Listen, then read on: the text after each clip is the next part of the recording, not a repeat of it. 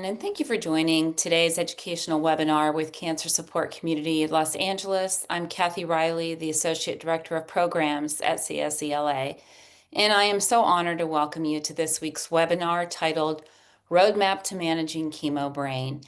And before we begin, if this is your first time joining us, Cancer Support Community Los Angeles is a premier nonprofit organization that provides vital social, emotional support to families facing cancer.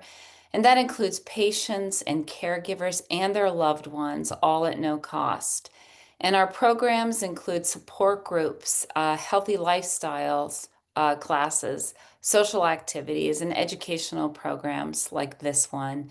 And so if you would like to learn more about our services or watch past webinars, you can visit our website at cancersupportla.org.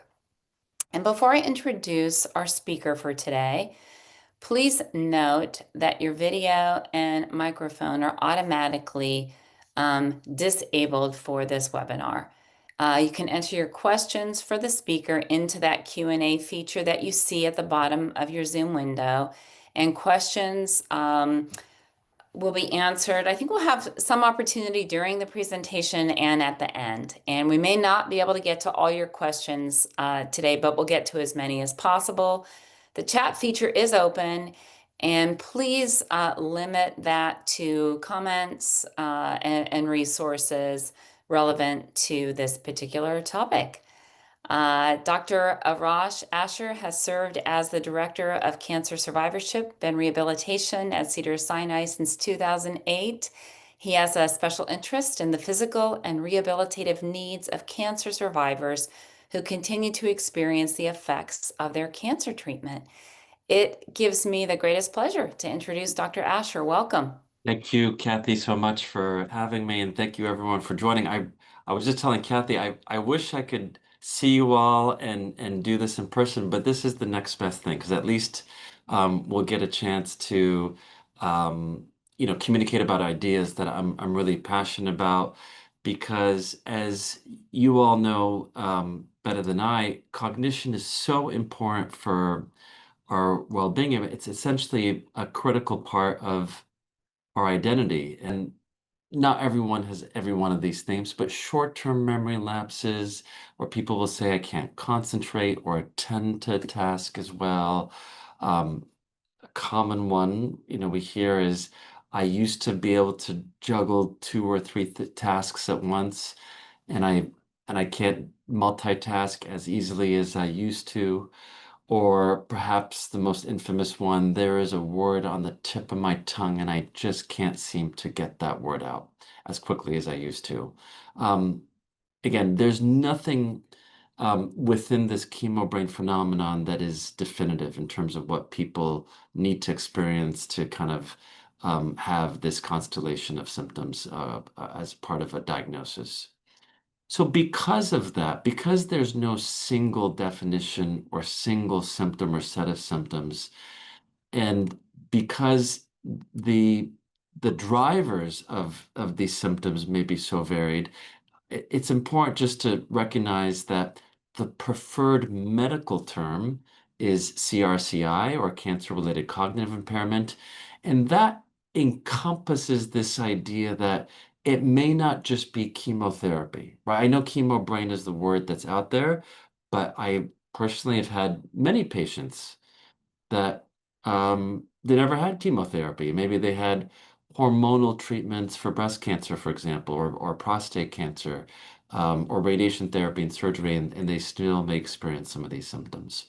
So this next image is a little bit overwhelming. I don't mean to overwhelm you, but rather to convey a basic point, which is there are many factors that may be contributing or driving so-called quote unquote chemobrain or CRCI, which again is cancer-related cognitive impairment.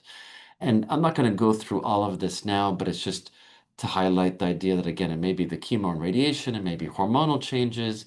You'll see poor sleep is kind of highlighted here. We'll talk about that.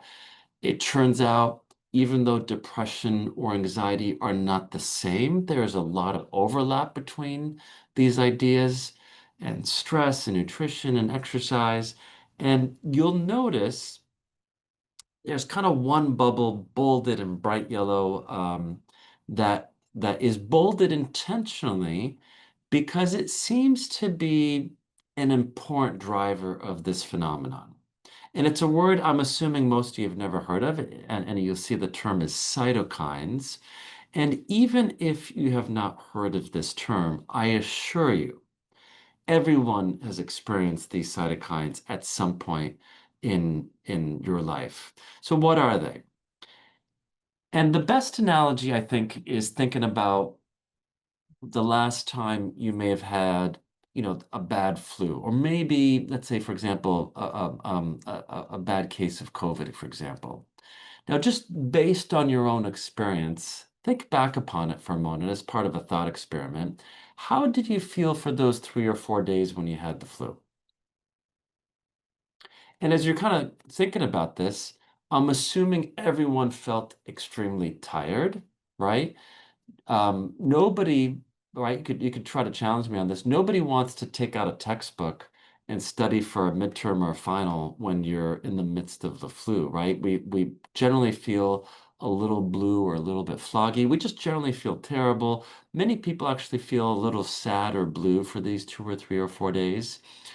And it turns out it's not really the flu virus that makes you feel so crummy.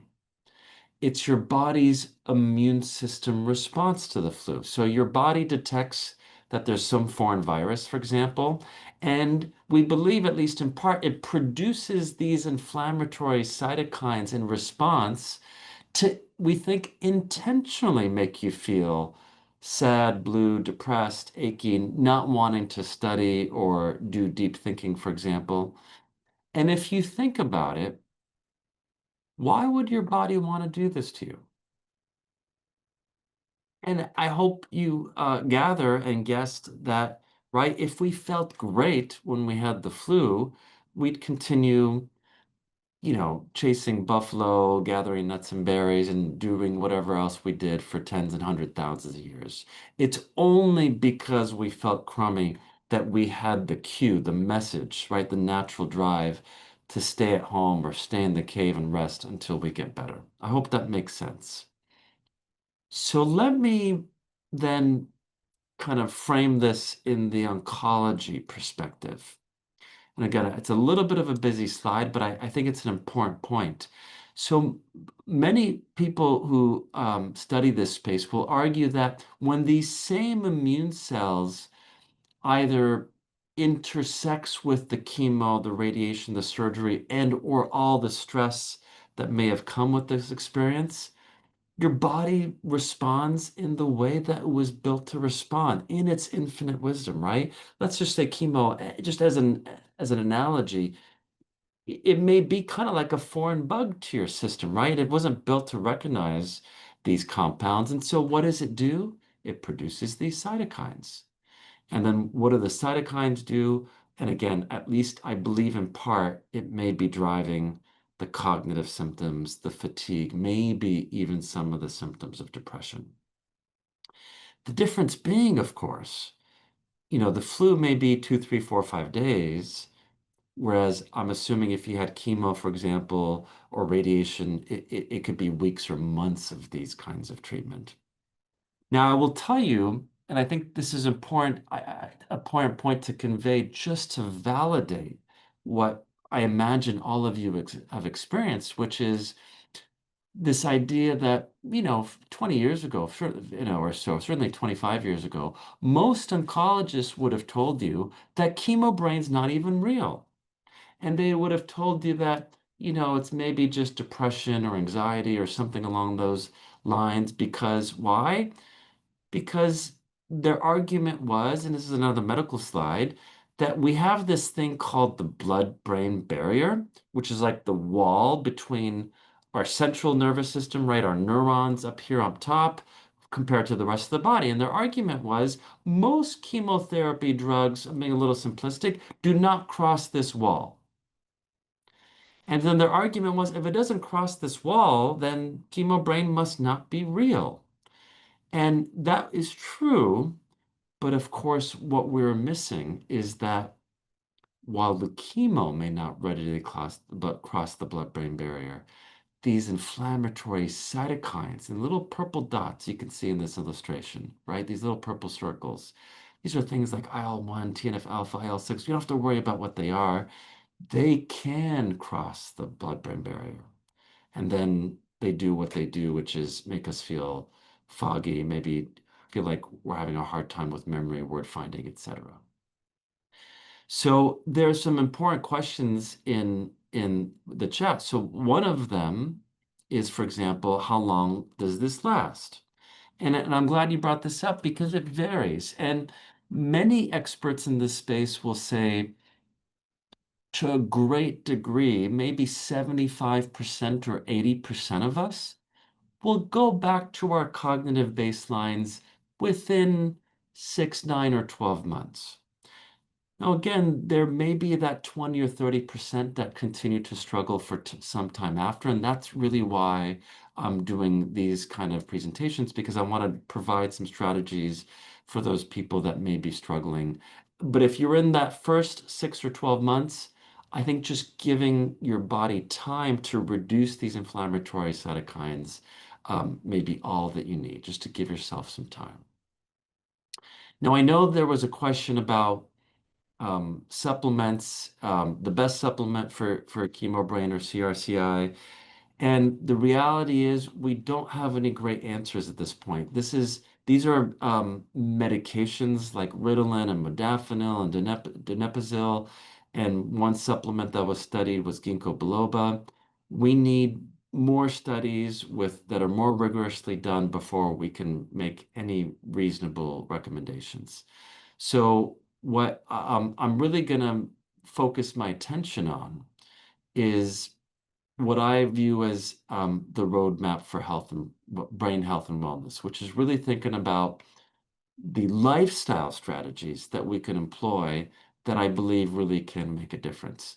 And to clarify an earlier comment, when I say 6 to 12 months, I mean from the end of treatment, not from the beginning. So, and again, for some people, it could be sooner and it could be quite variable, but 6 to 12 months from the end of treatment is the kind of timeline we're looking at. So let me start with probably the arena that I'm really quite passionate about because it seems to really make a difference. Now, and that is, of course, thinking about exercise and cognition. Now, as a kind of segue to this point, it's important, I think, for most of us to recognize this idea of visceral fat. If you're not familiar with visceral fat, there's basically two types of fat, being simplistic, subcutaneous fat or visceral fat. So subcutaneous fat is the fat that's kind of, underneath our skin and our arms and our legs. Visceral fat is that deeper fat in our liver, around our pancreas, deeper into the abdomen. And there's pretty clear evidence at this point that having higher amounts of visceral fat is linked to heart disease, diabetes, higher mortality rates, and cognitive issues in the general population. Let's just put cancer aside. And so, why am I bringing up this idea of visceral fat and cognitive impairment? And what does this have to do with exercise? So, let me make this point. This is like an older study, over 15 years old now. But I think it still tells an important story. And let me walk you through this. I hope this will be intuitive once you understand what this is about. So this was an elegantly simple study where they took, I forget, something like 20 or so healthy college students, and they were active, which means they were walking 10,000 steps a day or more at their baseline. And what they wanted to do is, take these healthy, active young college students and kind of see how much visceral fat do they have at their baseline very accurately. And the way they were able to measure it accurately was they put them in an MRI machine. And what you notice on the left in the before, this is an MRI image, so their feet are pointing towards you. This is the liver. This area in white that I'm pointing to with these red arrows, that refers to visceral fat. Then it's very simple. They had these otherwise healthy, active college students go 2 weeks, 14 days of asking them to be a couch potato, which they defined as 1,500 steps a day or less for 2 weeks. And they put them back in the MRI machine. And you can see, right? You don't have to be a radiologist to see this, at least one individual, how much more visceral fat developed in just 2 weeks. There was also a 7% decrease in your VO2 max, which is a marker of your fitness. There was a loss of muscle mass in the legs, again, in just 2 weeks. And I think it's important to see this because I could tell you in the 80s and I think even in the 90s, I hope it's not happening anymore. Oncologists would tell their patients, I guess it still could be happening, they would just tell their patients, you know what, you're going through treatment or radiation, just rest, right? Just stay in bed and take it easy for these months. And we know that if somebody just lays in bed during the time of surgery and then chemo and then radiation and then maybe reconstructive surgery or whatever it may be that one goes through. If you're in bed for that whole time, we know that there are body composition changes occurring. This is just an example of that. So I'm here to tell you that one of the best ways, excuse me, you can reduce the visceral fat, the bad fat, is just by moving. It will now, even if it doesn't make us lose weight, it still works. And that's one of the things I think is important to hear because sometimes we get discouraged if the number on the scale doesn't go down after starting to move and get some exercise, but it doesn't really matter in terms of body composition because you will reduce visceral fat by just getting off the couch and starting to move. Now the question is, and I want to go back to this slide, or let's go back to this one. Why is visceral fat even so harmful to our health? Maybe I'll pose this to the group. Maybe just so I know it's after lunch and I want to keep everyone engaged. I hope as best I can since I can't see you in person. Take a guess. Why is visceral fat linked with heart disease and diabetes and cognitive issues and certain cancers? Anybody have a guess in the chat? Give it a second, see if anybody is brave enough to put a thought out there.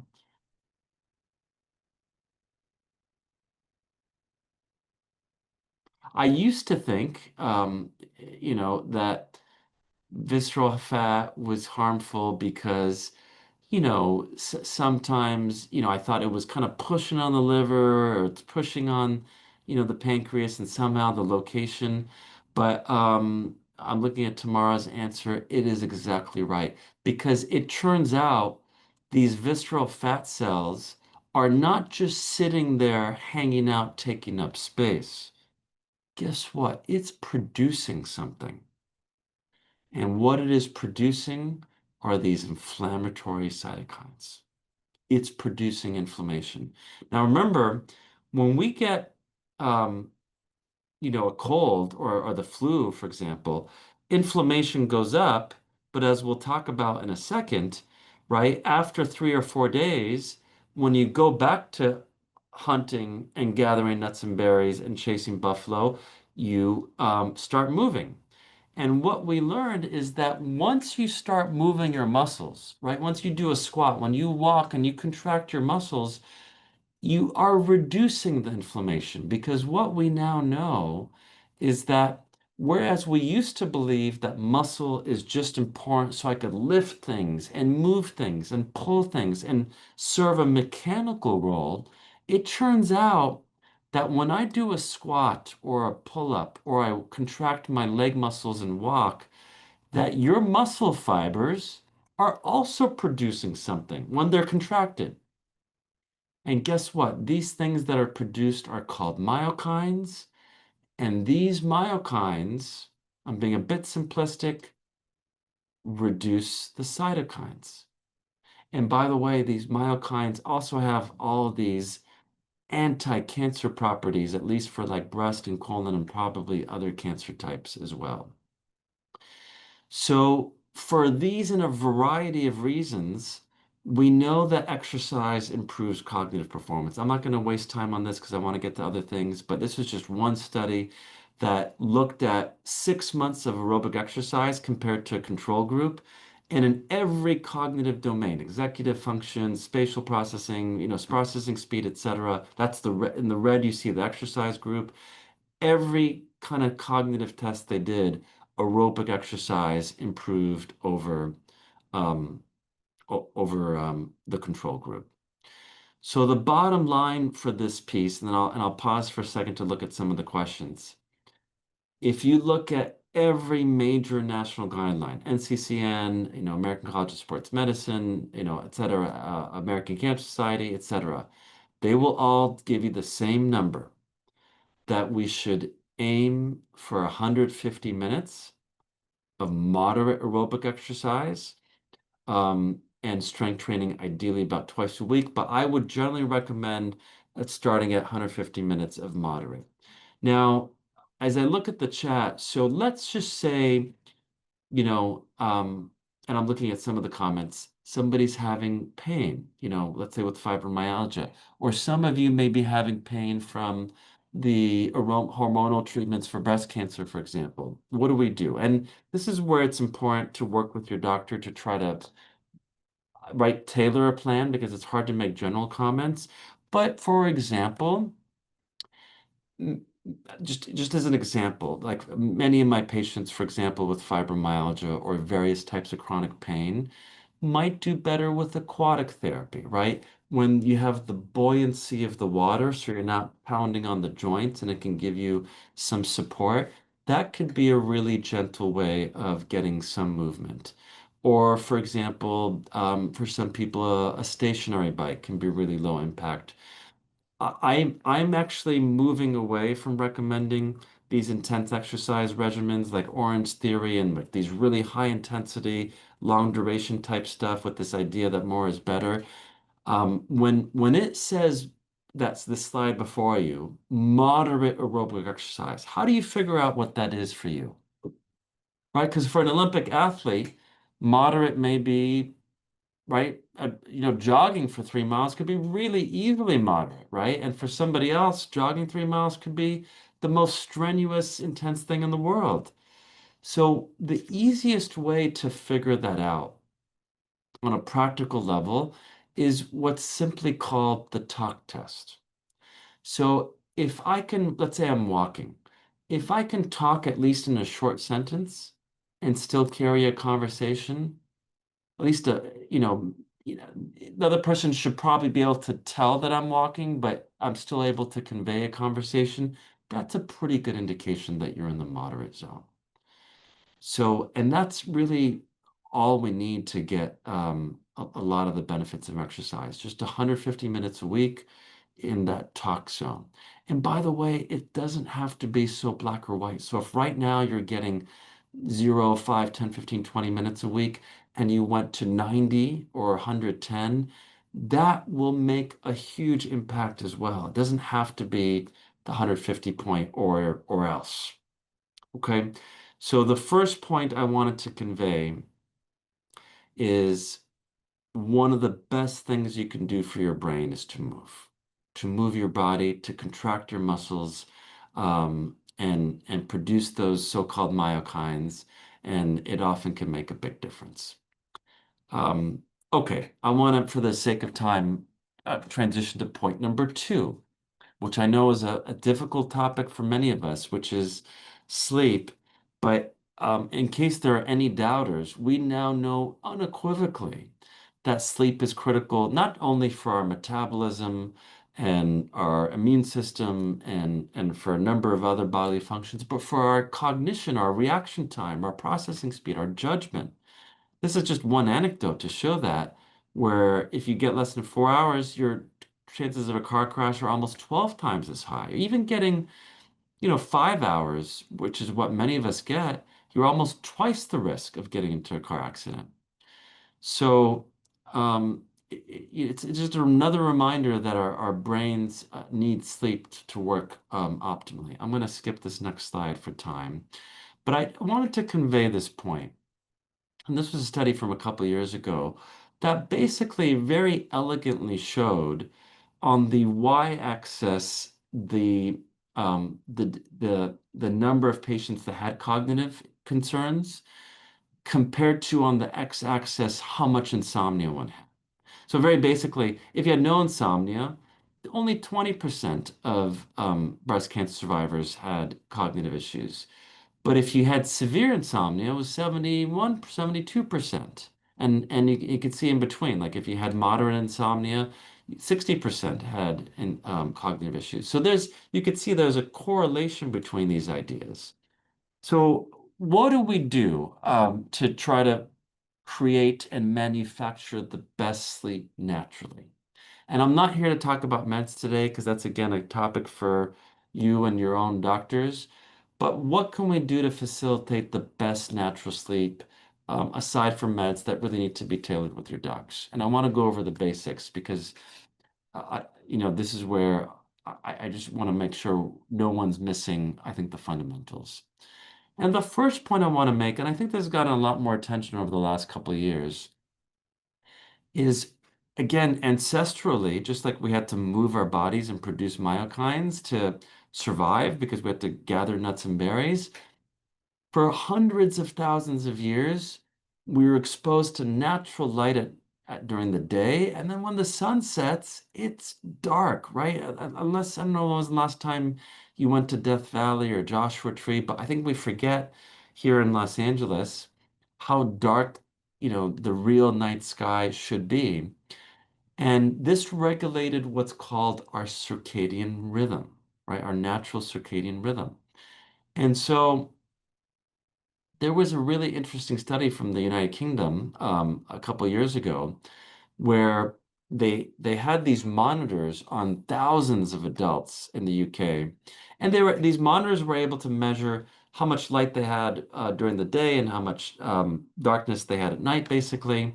And then they followed them, I forget, for like 8 to 10 years. And what they basically found is that if you had the most light exposure at night, which is when you don't want to be exposed to bright lights with your cell phones and smartphones and LED lights and that kind of thing, there was a 30% higher risk of depression, 20% higher risk of anxiety and psychosis. And independent of that, the more light exposure you had during the day, you had 20% lower risk of depression or 30% lower risk of PTSD. So, and remember, there's a lot of overlap between depression, anxiety, and these symptoms and how our brains are doing cognitively. So, one of the things I take away from this is one of the best things you can do for regulating your circadian rhythm, which I then believe will help regulate sleep, at least to some degree, is to try to get some natural light during the day. Um, I used to think windows, being by a window, was good enough. It turns out that doesn't work because it blocks that spectrum of light. Being outside on a very, very cloudy day will be enough, or even the early morning or late afternoon light where there's that infrared light, that seems to work just as well. But try to get outside and get some natural light as best as you can. Now, one of the things that happens to, I know, all of us when we go through the stress of going through a cancer diagnosis, a medical diagnosis of any kind, is that we're worried, right? Because this has been a stressful time, and this is like it would be inhuman of us if we didn't experience worries or stressors associated with this. And the normal human response to stress and worries is to not sleep, right? That's just, again, part of what it means to be human. But when you're wanting to sleep, but you're not sleeping because you're tossing and churning and when you're tossing and churning and wanting to sleep and not sleeping, that goes on for a number of days or weeks. What happens after a number of weeks is when you just think about sleeping. You remember what happened last night and the night before that and the night before that. So just thinking about sleep and the memory of it, guess what? That also brings up those same negative feelings because it brings up the frustrations by this association process, which then turns out it probably leads to even worse sleep, which then leads to more stress. So I hope this cycle makes sense. Many of us fall prey to this cycle. And I guess for the sake of time, I don't want to go through the details of this next point. I just want to make one basic point because you could have access to this stuff online. If you found yourself falling prey to this kind of pattern, one of the best things you can do is not take a medicine, but there is this program called cognitive behavioral therapy for insomnia. And every sleep expert worth their salt today will tell you that this should be the first thing that is tried to contend with chronic insomnia. And the reason I bring it up now is whereas it used to be difficult to find CBT insomnia programs, there are these great online programs that go through insurance. There can be self-paced or one-on-one with a virtual therapist. And I don't want to go through all the components of CBT insomnia because, again, I want to make sure we save some time for Q&A. But it's worth considering, and you may want to talk to your own doctor about this. But it includes more than just sleep hygiene. Sleep hygiene is by itself, I don't think it really works, but includes something called stimulus control and sleep restriction and cognitive restriction. These terms that you don't know what they are right now, but they are evidence-based strategies to break through this pattern. When this pattern develops and we're having a hard time to break out of it, it can really make a big difference. So CBT insomnia or cognitive behavioral therapy for insomnia, I think it's definitely worth trying. And then for others, there's all kinds of, integrative strategies that for some people acupuncture may help, and for some yoga may help, and certainly mindfulness and meditation strategies. And there are a number of studies. We've done one of our own of spending time in nature or so-called forest breathing. I used to think it sounds kind of fringe and kind of like from the land of nuts and berries, but there really is a science to how it may change how our immune system and our nervous system is working when we're in nature and green spaces. So there's all these strategies, but the most important evidence-based ones I'm going to summarize here, which is you want to try to stick to a schedule. And some experts will argue that this may be even more important than obsessing over, like, I need to get 8 hours or a certain number of hours. Number two, and again, simple things we don't want to miss. You want to avoid caffeine in the afternoon, right? We often forget that it may take 8 hours to wear off, and that can be adding to insomnia for some people. Now, I know alcohol may help some people fall asleep, but the quality of sleep is not as good. And we know it reduces REM sleep, and REM sleep, it turns out, is really critical for our cognitive pathways. Um, I would suggest avoiding naps after 3 p.m. Now, one reason a hot bath may help at bedtime is number one, right, it's just part of the wind down process for some people and it just helps you relax. But it also helps reduce your core body temperature. And when your core body temperature decreases, that also facilitates sleep. And for the same reason, sleep experts will tell you you want to keep your bedrooms cool because when it's cooler, that facilitates melatonin release and again, the metabolic pathways that go with sleeping better.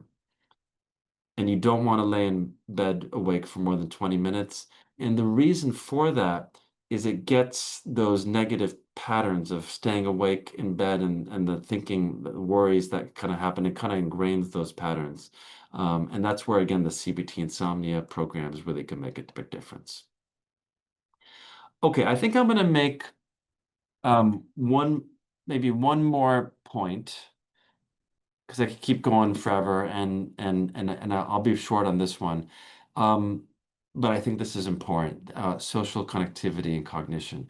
And if I were to ask you, and I'll just do this, just to kind of frame the question. If I asked you the question, what increases the risk of death as much as smoking the cigarettes and more than inactivity or obesity? Usually people guess depression or anxiety or stress, whereas, and they may have their own health risks. I'm not minimizing that, but the answer that seems to be really compelling is chronic loneliness. And what we're learning now today, and you've heard this probably from the Surgeon General, um, the previous Surgeon General, excuse me, or maybe from the lay news in general, but chronic social isolation seems to be equivalent to smoking 15 cigarettes a day.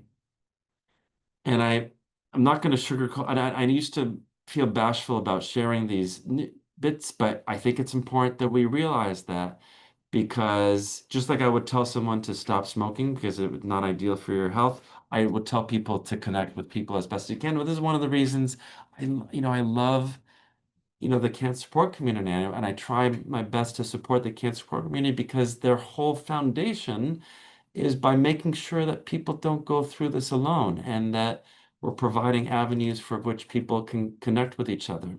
The reason I'm bringing it up here in a cognitive seminar is because loneliness has been ranked for a risk factor for cognitive issues. We actually showed this in one of our own studies. So it's been shown as a risk factor for cognitive issues in the general population and some smaller studies among cancer survivors.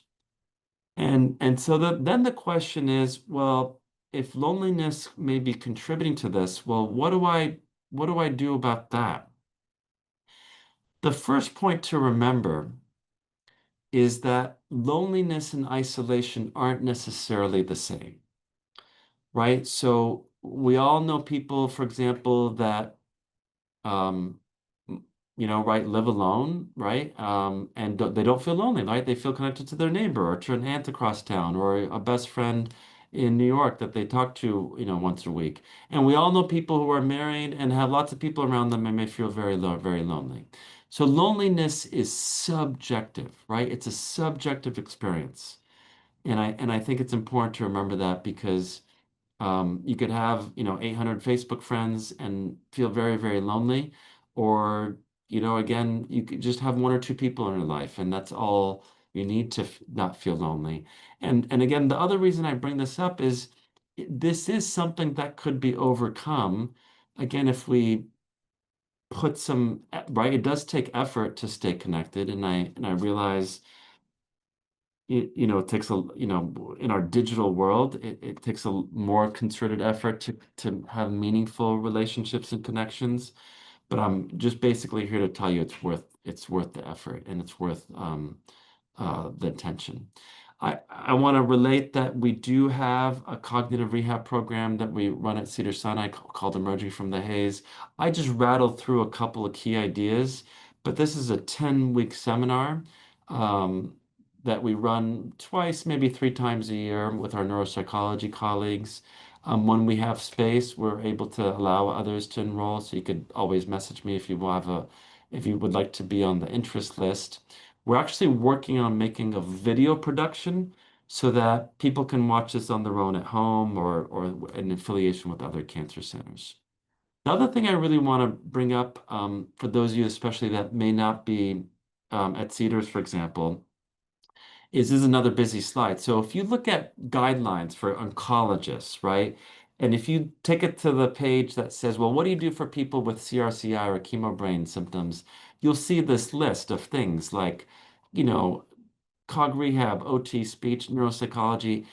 All that really means in language, in common language, is wherever you may be treated, whether it's at UCLA or Kaiser or, in the private community, use your rehab for, right, colleagues, because speech therapists, occupational therapists, neuropsychologists, these things are generally covered by insurance.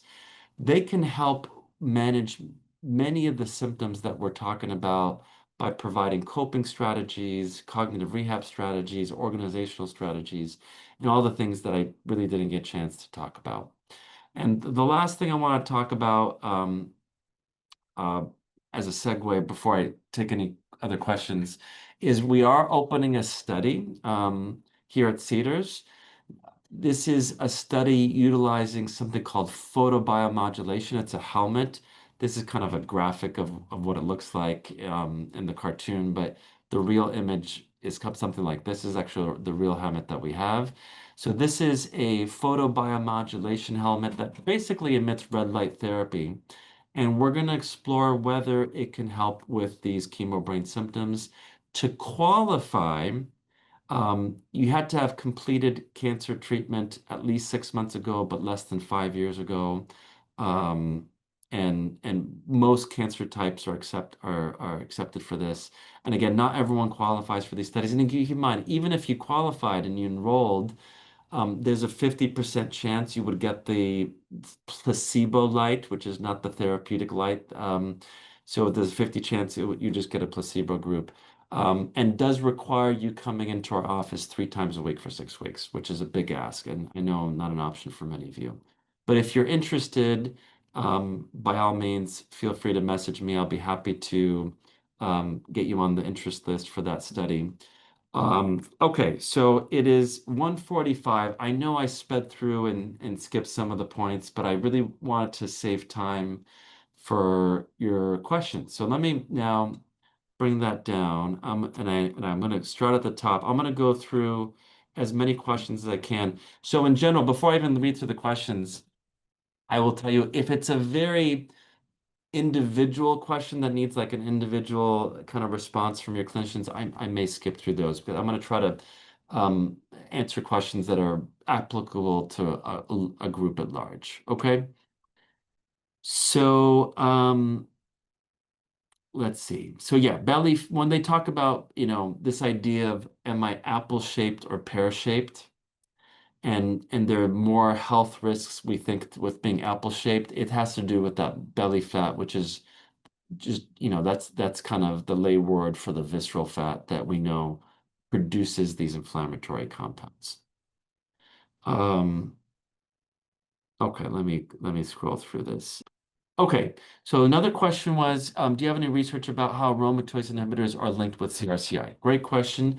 There is some evidence, again, I hate to be kind of not specific about this, that aromatase inhibitors for some people may contribute to CRCI symptoms.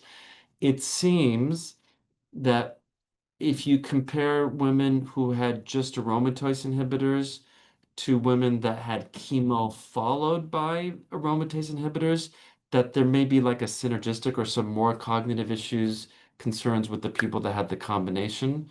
Um, so it seems to be less impactful. But remember, for some women, aromatase inhibitors cause insomnia because of hot flashes. And if hot flashes cause insomnia and insomnia contributes to cognitive issues, for some women, the aromatase inhibitors may contribute to some of the symptoms of depression and anxiety, and that may contribute, or maybe just the impact of the aromatase inhibitor itself.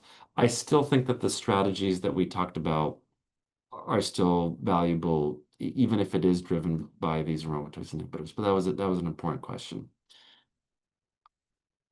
Okay, for how much light exposure I am during the day.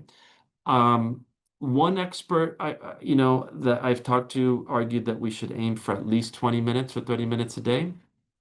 Others would say the more the better, but I think we should aim for at least 20 minutes or 30 minutes a day. I will say, and again, this is another point, um, it seems that wearing sunglasses will block that wavelength of light that gets through our eyes and gets regulated through our hypothalamus and our circadian rhythm centers. So again, windows and sunglasses will kind of block these effects.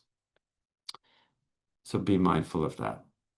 Can we please receive the slides? I'd be happy to, um, send the slides to the team for discussion. Absolutely. Makes a great point. Qigong could be, it's been actually, there's been actually a couple of really great studies on Qigong specifically for CRCI, and it seems to be very promising. And then the question is, well, what makes Qigong so special for chemobrain or CRCI symptoms? So number one, I could tell you it is exercise. You are strengthening your body and your core. But remember, Qigong also seems to help with stress, and it has like it's a moving meditation in a way. So by reducing, especially attractive because it's working on more than one pathway. So for some people, especially if you have lots of chronic pain, that may be another good option. Let's see. So the great question, why a hot bath? And somebody said it probably will make you feel warmer. And it's this paradoxical effect, and it seems like the reason is when you're in a hot bath, your kind of skin and soft tissues will indeed get hotter. And it seems like because of that, your core has a compensatory method by actually cooling down to compensate for the fact that your soft tissues are hotter. So that's one of the reasons sleep experts will tell you a hot bath may actually be a good idea because it gets your core cooler. And again, it's most sleep experts will say the ideal temperature for sleep will be somewhere around 65 degrees, 67, somewhere in that range, with the idea that, you know, most Americans are just vastly overheating their homes because we want it to be 74 degrees, in daytime, 74 at nighttime, summer, winter, without allowing for any of the fluctuations that we were presumably, designed to go through. So if you can, I would suggest making it a little bit cooler at night. Um, okay, what else?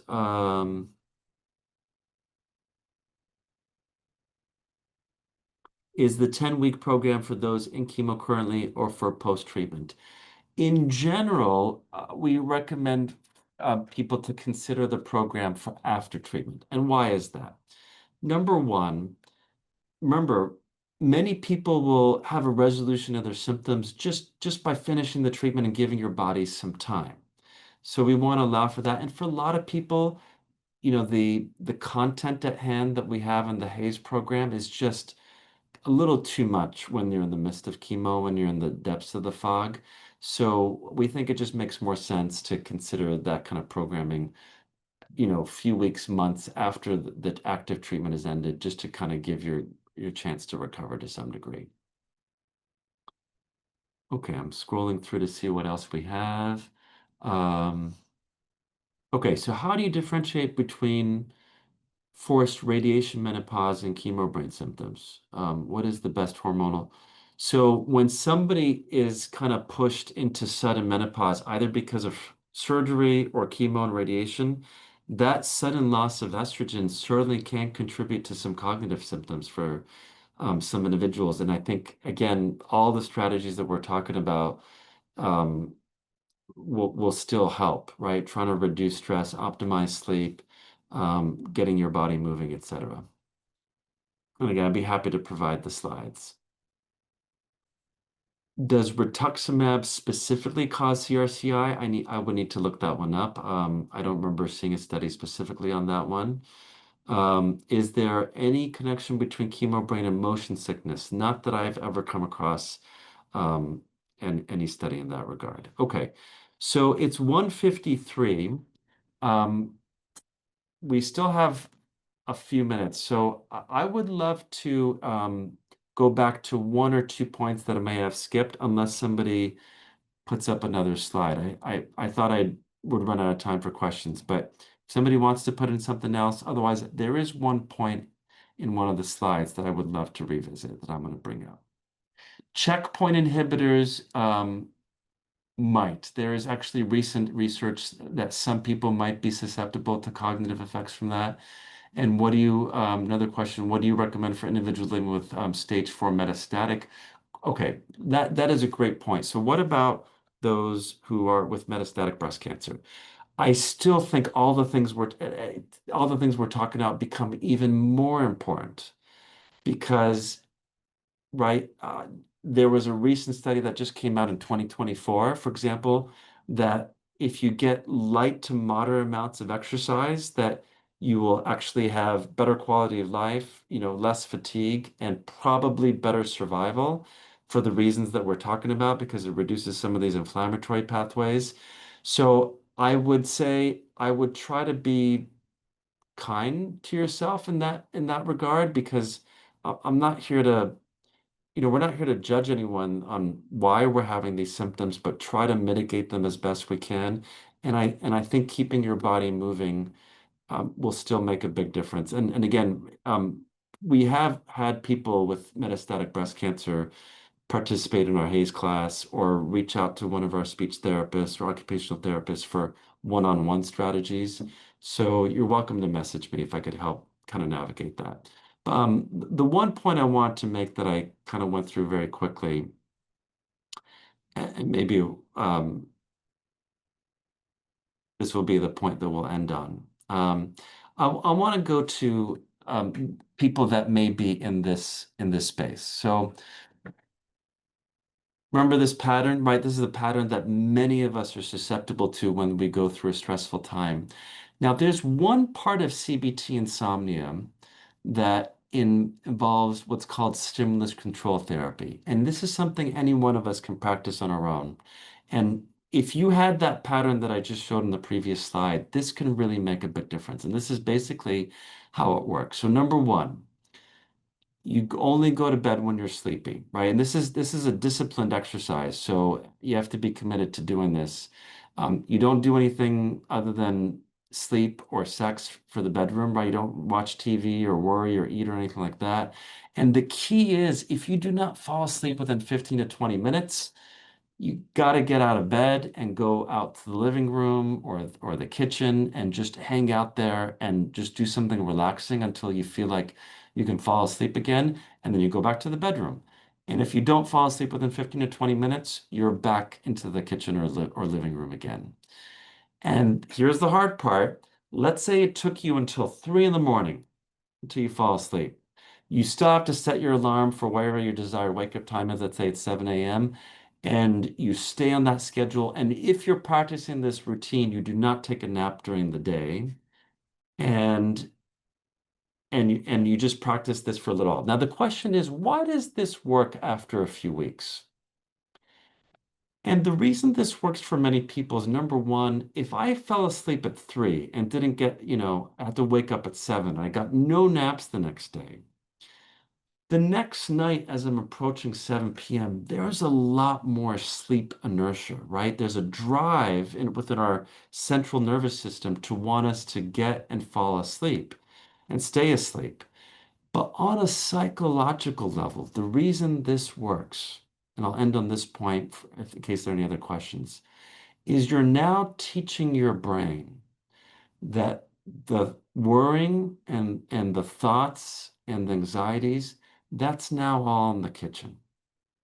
You're teaching your brain to associate the bedroom with just sleep, right? The spinning and all the concerns that come up, that's now in a different room. You're kind of creating a new neuroassociation, so to speak.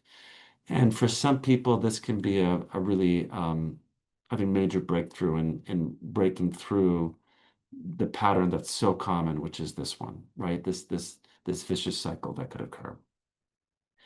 Okay, again, I wish I could have seen you all. Any other questions that maybe in the last minute that I could address? Maybe Kathy, something I missed. Yeah, there are a number of questions in that Q&A feature. So I don't know if there's quickly sort of anything you're Let me seeing. look to see if there's something else I missed. Yes. Um, question is about Kisqali. Um, so again, I would say the same. So for those individuals that need to be on treatment for an indefinite period of time, And I don't want to be like cheesy about this, but I really believe that we need some element of like self-compassion about like we are where we are and we're going to do the best with our cognitive health as we can. And and then I would still employ these other strategies, like working with a speech therapist, an occupational therapist, trying our Haze program, whatever makes sense for you. So I think the same tools still hold. Thank you so much, Dr. Asher. That was a really powerful presentation. And I was thinking of just the highlights of some of the things you said, the moderate exercise, rest, light. These are things that we can take action on. And I so appreciate you featuring those studies and yet crystallizing those into some simple steps that we might be able to take. So thank you so much. It's my pleasure. And if I could just make one final point, especially for those people that have to be on continuous treatment, that's when you want to talk to your doc to see if a medication Mm. might be worth trying. Again, that needs to be tailored one-on-one, but in those situations, those sometimes one of those medications may be useful as well. Thank you again for everyone for having me. Abby, if we could share our closing slide. And Dr. Asher, this is one of the things that you mentioned is community. And um, and thank you for mentioning that. Cancer support community is all about community and support and education.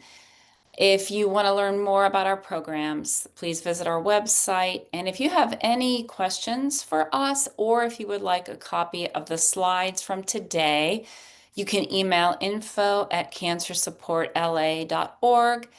And then I wanted to mention a new meditation that a drop-in class that we have. There's no particular curriculum, but it's a mindful moments drop-in class for cancer relief and resilience. And that meets every Thursday at noon, just from 12 to 12:45. So if you have your lunch hour during that time and you want to drop in for some mindful moments, we would love to have you. You can scan that QR code to register. And I also want to thank all of our attendees for engaging so beautifully with us today and with Dr. Asher. We appreciate all of you. And thank you again. And we will see you at the next webinar.